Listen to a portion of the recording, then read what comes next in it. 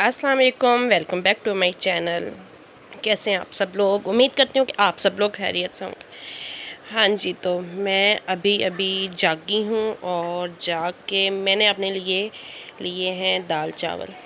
आज मैं काफ़ी देर सोई रही और मेरे बहुत से जो करने वाले काम है ना, आज ईद से एक दिन पहले वो पड़े हुए हैं। रूम सारा तकरीबन बिखरा हुआ है, कपड़े प्रेस करके रखे हैं, वो हैंग करने वाले पड़े हुए हैं। चेयर्स पे फैलाओ, हर तरफ फैलाओ, क्योंकि आज मैं सुबह 3:30 उठ की थी और 3:30 उठ के फजर की नमाज़ जो है वो मैंने अदा की।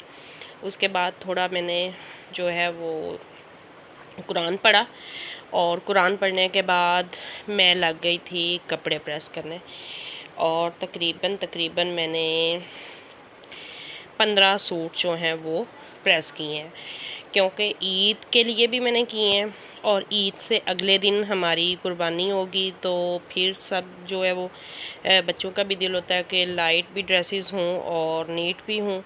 तो मैंने 2-3 दिन का काम जो है वो आलमोस्ट ख़त्म कर दिया और उसके बाद जो है फिर मैंने नाश्ता किया था काफ़ी लेट और फिर मैं सो गई थी। और अब तकरीबन दोपहर के 2 बजने वाले हैं और जुमे का टाइम हो गया। तो हज का भी आज दिन है, 9 ज़िल-हज है, तो नमाज़ वगैरह पढ़नी है। तो अभी मैंने सोचा कि मैं थोड़े से खा लेती हूँ दाल चावल और दाल चावल खाने के बाद मैं इंशाल्लाह अपने सारे रूम को नीट एंड क्लीन करूँगी और नीट एंड क्लीन करने के बाद मैं साथ ही जुमा की नमाज़ भी अदा करूँगी। बस टोटल 5 मिनट में जो है ना वो मैं रूम को नीट एंड क्लीन कर लूँगी। और आज जो है ना मैं बिल्कुल अकेली हूँ। आप सोच रहे होंगे मैं बच्चों का नाम नहीं ले रही, मेरे बच्चे मुझे ईद वाले दिन छोड़ गए और मैं खुद भी बहुत परेशान हूँ और ना सैड हुई हूँ और अंदर से उदास भी हुई हूँ उनके लिए। और मैं अब उन्हें वो गए तो ईद करने हैं, लेकिन मैं उन्हें, मेरा दिल कर रहा है कि मैं वापस बुला लूँ, क्योंकि मेरा बिल्कुल दिल नहीं लग रहा अकेले। जब बच्चे पास होते हैं ना तो हम कहते हैं कि तंग कर रहे हैं, लेकिन यकीन करें जब बच्चे दूर भी गए होते हैं ना हमसे तो बिल्कुल दिल नहीं लग रहा होता। एक आदत बन चुकी होती है ना, उठना है, बच्चों को नाश्ता देना है, देखना है, फिर यानी ज़रूरी काम जो सारे हैं वो बच्चों के साथ ही जुड़े हुए होते हैं तो वो करने हैं।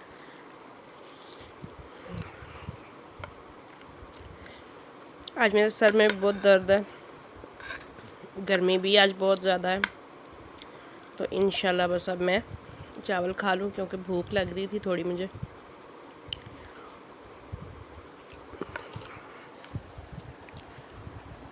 और बच्चे भी याद आ रहे थे तो मैंने सोचा कि मैं इस तरह टाइम जो है वो स्पेंड करूँ। और आज जो मेड थी काम सफाई करने आई थी, मैं उस टाइम कपड़े प्रेस कर रही थी, मैंने उसे भेज दिया था। मैंने कहा तुम ना जुमे के बाद आना, पहले और तरफ से कर आओ, क्योंकि लास्ट उसने इधर ही आके रुकना करना होता है। तो हम सेकंड टाइम सफाई करेंगे ताकि फिर सुबह सुबह सफाई रहेगी और हमें दोबारा से सुबह सुबह भाग दौड़ नहीं करनी पड़ेगी सफाई के लिए। हाँ जी, तो जैसे मैंने बताया कि मैं अभी दाल चावल खाने के बाद रूम को साफ़ करना स्टार्ट करूँगी, क्योंकि दोपहर के 2 बज चुके हैं और मुझे बहुत जल्दी जो है ना वो स्पीड लगानी है कि मुझे अपना सारा रूम, पहले मुझे ब्लैंकेट वगैरह ये भी तय करने हैं, मुझे कपड़े हैंगर पे करने हैं। तो मैंने लिहाजा जो है ना कपड़े अब करने स्टार्ट कर दिए हैं। और अभी थोड़ी कुछ कपड़े जो है ना, मैंने बताया था मैं 10-15 सूट प्रेस किए हैं मैंने सुबह के। कुछ कपड़े जो हैं वो मैं ऑलरेडी हैंग करके अलमारी में लटका चुकी हूँ। तो अब जी ये जो बचे हुए थे, मैं बहुत ज़्यादा थक गई थी, ये मुझसे नहीं करने हुए थे। तो अब मैं जो बचे हुए कपड़े हैं उन्हें हैंग करूँगी और हैंग करने के बाद फिर मैं ब्लैंकेट जो है वो करूँगी तय। और उसके बाद आज मेरा दिल है कि मैं अपने रूम की अच्छी सी डस्टिंग करूं और बेडशीट्स वगैरह ईद के लिए चेंज कर दूं, क्योंकि बच्चे नहीं हैं। अच्छा, बच्चे जब होते हैं ना तो मैं बेडशीट नीट नहीं डालती, इतना गंद डालते हैं। और आजकल तो वेकेशंस हैं, छुट्टियां, तो यकीन करें इधर से आएंगे तो बेडशीट गंदी, उधर से आएंगे तो बेडशीट गंदी। इसलिए जो मेरी बहुत नीट बेडशीट्स होती हैं ना वो मैं नहीं यूज़ करती, लेकिन ईद के ईद मैं डाल लेती हूँ। वैसे मैं फ़िक्स थोड़ी देर उठाती हूँ, वॉश करती हूँ और दोबारा वही डाल देती हूँ।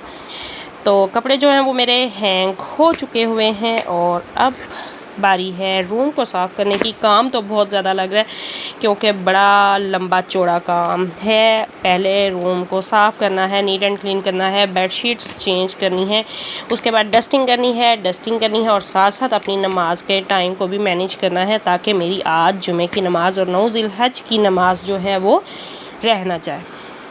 अब पकड़ ली है मैंने थोड़ी सी स्पीड क्योंकि मैंने टाइम देखा है तो अचानक मुझे पता चला है कि ये सारा काम करने के बाद अगर मैं नमाज़ अदा करूँगी तो मेरा बहुत काम टाइम बच जाएगा नमाज के लिए।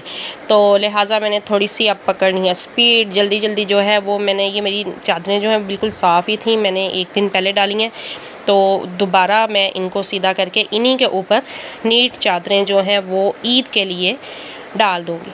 चादर जो है वो मैंने निकाल ली है, अब मैं वो डालने लगी हूँ और इंशाल्लाह उसे डाल लूँगी। अकेले मैं चादर हमेशा अकेले ही डालती हूँ। बहुत से मोस्टली लोग मैंने देखे हैं कि वो चादर डालने के लिए औरों को बुलाते हैं, इधर उधर से बुलाएंगे, लेकिन मैं अल्हम्दुलिल्लाह अपने रूम की जो बेड शीट्स हैं वो मैं खुद चेंज कर लेती हूँ और मैं कर भी सकती हूँ।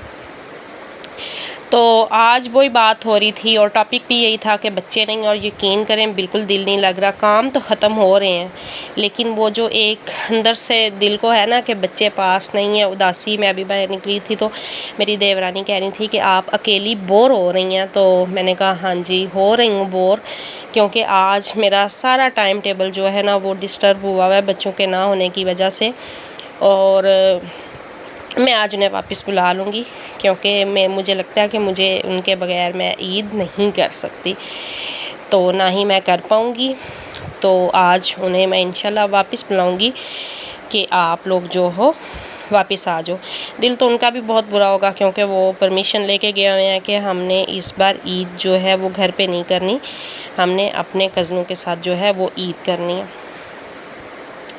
तो लिहाजा जो है वो फिर मैं भी बोर। अच्छा, रात को मज़े की बात, मेरी बेटी की कॉल आ गई बहुत लेट और वो भी मुझे मिस कर रही थी और वो रो रही थी कि मामा मेरा दिल नहीं लग रहा, पता नहीं क्या है, मैं घबराई हुई हूँ और मुझे कुछ अजीब अजीब फीलिंग आ रही है और ऐसे दिल घबरा रहा है। तो उस दिल घबरा नहीं रहा था, वो असल में मेरे से उदास थी और उदासी की वजह से वो ऐसा फ़ील कर रही थी। फिर मैंने उसे कहा कि नहीं, तुम बहुत देर जो है ना वो वीडियो कॉल ऑन रहने दो और मेरे से बात करो, मेरा भी दिल नहीं लग रहा।